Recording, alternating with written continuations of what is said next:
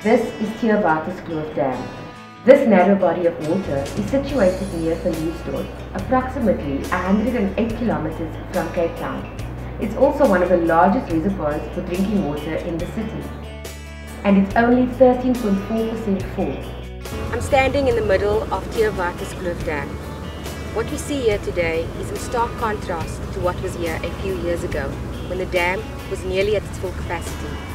Today, this barren, dried up area, filled with tree stumps, sand and debris, is what remains of the dam, which still today remains a major component of the Western Cape's water supply.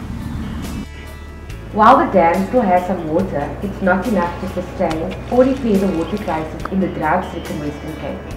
At 646 meters in length, Theewaterskloof Dam is currently only operating at below 20% of water capacity. Last month, Western Cape Premier Helen Zille declared the province a disaster area due to rapidly declining dam levels.